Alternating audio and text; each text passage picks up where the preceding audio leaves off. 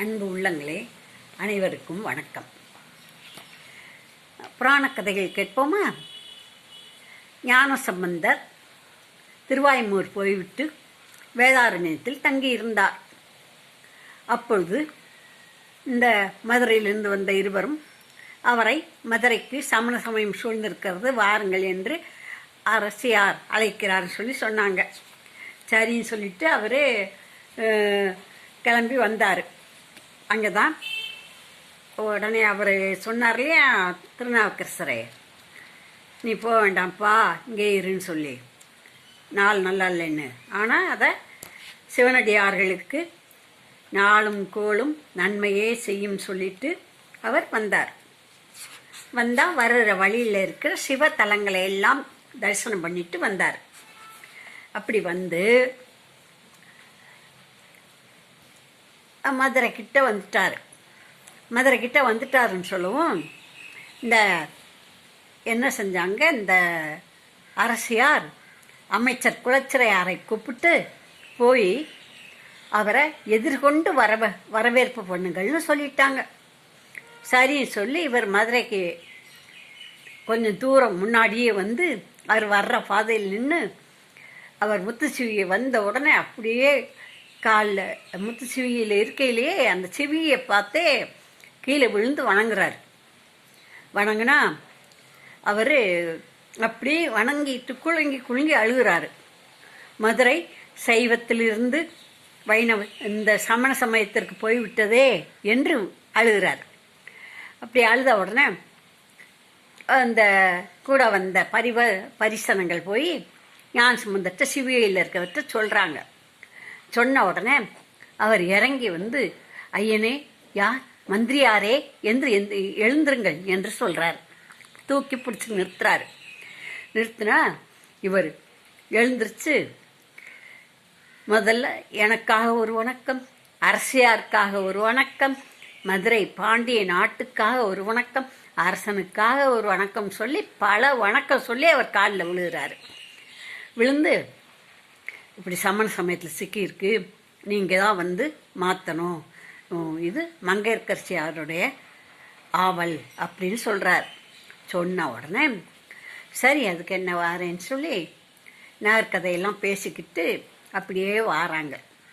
வந்தா கோயில் எங்கே உள்ளது, சோமசுந்தர கடவுளுடைய கோயில் எங்கப்பா இருக்கு அப்படின்னு சொல்லி கேட்குறாரு. கேட்ட உடனே இதோ அந்த கடம்ப மரங்களாக தெரியுது இல்லையா, அந்த கடம்ப மரத்துக்குள்ளதான் இருக்குது கடம்பவனம் அப்படின்னு. கடம்பவனம்னு ஒரு பேர் உண்டு மதுரைக்கு. அப்படியா, சரி வாரேன் அப்படின்னு சொல்லிட்டு கோயிலுக்கே போகுங்கிறார். கோயிலுக்கு போனால் அங்கே இவங்களுக்கு முன்னாலேயே மங்கையர்க்கரசியார் அரசி வந்து பாண்டியனின் மனைவி வந்து அங்கே சோமசுந்தர கடவுளை கும்பிட்டுக்கிட்டு இருக்காங்க. சொக்கநாதரை கும்பிட்டுக்கிட்டு இருக்காங்க. கும்பிட்டுக்கிட்டு இருக்கையில் இவர் வருவாருன்னு தெரிஞ்சுதான் அந்நேரம் கும்பிட வந்துட்டுருக்காங்க. அரசன்கிட்ட சொல்லிவிட்டு, நான் கோயிலுக்கு போயிட்டு வெளியே போயிட்டு வரேன், கோயிலுக்கு இப்படியே போயிட்டு வரேன் அப்படின்னு சொல்லிட்டு வந்துட்டாங்க. அங்கே வந்து கும்பிட்டுக்கிட்டு இருக்கையில் இவர் கோவிலை வலம் வந்து சன்னதிக்கு வரார். வந்த உடனே அவர் சொல்கிறாரு, அந்த அமைச்சர் சொல்கிறாரு, இந்த தலைக்கு மேலே கையை தூக்கி கும்பிட்டுக்கிட்டு இருக்காங்க இல்லையா, அவங்க தான் மங்கையர்க்கரசியார். தூரம் வரும்போது சொல்கிறாரு, மற்றவங்க அவங்களுடைய தோழிகள்னு சொல்லுவோம். அப்படியா அப்படின்னு கேட்டு கடவுளை வணங்கிட்டு அந்த அம்மைகிட்ட வந்து நிற்கிறார். நின்ன உடனே, அன்னையே, சோழ மன்னனின் மகளே, பாண்டியனின் மனைவியே, அரசியேன்னு சொல்கிறார். சொன்ன உடனே இந்த அம்மா கண்ணை விழித்து பார்த்து வணக்கம் சொல்லி ரொம்ப வருத்தப்படுறாங்க. இப்படி சமண சமயத்தில் இருக்குதே, இது எப்படி நீங்கள் தான் மீட்டு தரணும், இதை மீட்கலைன்னா நான் உயிரை விட்டுருவேன்னு சொல்கிறாரு. இது என்ன, அமைச்சரும் அப்படியே சொன்னார், இதை மீட்க முடியாவிட்டால் உயிரை விடுவேன் என்று நீங்களும் இப்படி சொல்கிறீர்கள். ஆக இந்த இரு ஜீவன்கள் தான் சைவத்துக்காக வாழ்கின்றன அப்படின்னு சொல்லிட்டு, சரி பார்த்துக்குறோம் அப்படின்னு சொல்லுவோம். சரி, நான் அரசன் தேடுவார், நான் போகிறேன் அரண்மனைக்கு அப்படின்னு சொல்லவும், சரி சீக்கிரம் போங்கன்னு சொல்லி அவங்கள வழி அனுப்பிட்டு இவர் சாமியை கும்பிட்டு நிறைய பாடல்கள் பாடுறார். பாடம்னா இவருக்கு நல்ல சகுனம் கொடுக்குது. அதே நேரத்தில் மதுரையை சுற்றி 8 மலைகள் இருந்துச்சு. அந்த மலைகளில் தான் இந்த சமணர்கள்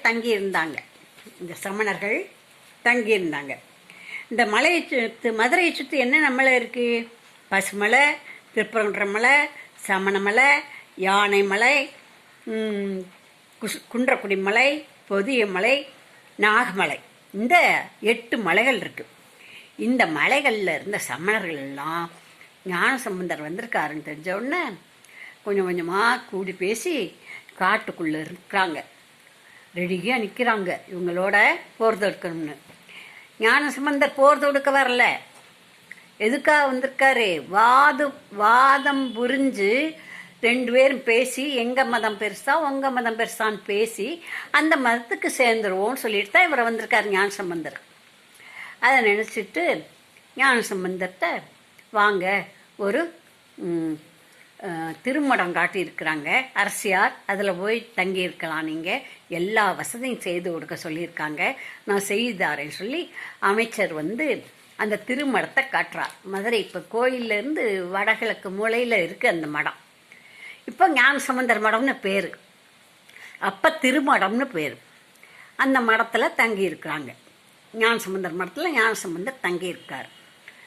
அவர் வந்திருக்காருன்னு சொல்லவும் அவர் கூட வந்த பரிசனங்கள் போக 16,000 பேர் வந்துட்டாங்க அங்கே சேர்ந்து. சமணர்களுக்கு தெரியாமல் கொஞ்சம் கொஞ்சமாக சேர்ந்து அங்கே 16,000 பேர் சேர்ந்துட்டாங்களாம். சேர்ந்து இருக்கும்போது இந்த சமணர்கள் 8 மலையிலேருந்து 8,000 பேர் வந்திருக்காங்க. அவங்க ஜனத்தொகை கூட இருக்குது. இந்த சமணர்கள் நினைக்கிறாங்க அது மட்டும் இல்லை, இவனை வாதில் வெல்றதை விட சூழ்ச்சியால் தான் கொல்லணும் அப்படின்னு, சூழ்ச்சியால் இந்த சிறுவனை கொன்றணும், ஞானசம்பந்தரை கொலை செஞ்சிடணும் அப்படின்னு சொல்லி நினைக்கிறாங்க. நினச்சி கூடி பேசி அவங்க ராத்திரியில் தான் அதிகமாக வெளியே நடமாடுவாங்க. ஏன்னா பனை ஓலை இடுப்பில் கட்டியிருப்பாங்க, ஓலைப்பாய கையில் மயில் பீலி வச்சுருப்பாங்க. ராத்திரியில் இருள் கொஞ்சம் இருட்டான உடனே தான் நடந்து வருவாங்க. அது மாதிரி அரசன் தூங்கிட்டான். தூங்கின பின்னாலும் கூட இவங்க போய் அவரை எழுப்பி, அரசே தூதுவனை வச்சு சேவகன்கிட்ட சொல்கிறாங்க. சேவகன் போய் ராஜாக்கிட்ட சொல்கிறாரு. அந்த ராஜா என்னன்னு கேட்குறாரு.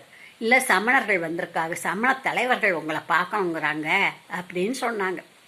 சரி வர சொல்லுன்னு சொல்லிட்டாரு அரசன். என்ன நடு இரவில் தூங்கிய பின் வந்திருக்கிறீர்கள், என்ன விஷயம்னு கேட்கிறார். இல்லை ஞானசம்பந்தன் ஒரு சிறுவன் வந்திருக்கிறான், வெண்பொடி பூசிய சைவன், அவனை நீங்கள் ஏற்றுக்கக்கூடாது, அவனை ஏதாவது செய்யணும் நாங்கள் அப்படின்னு. என்ன செய்ய போகிறீங்க?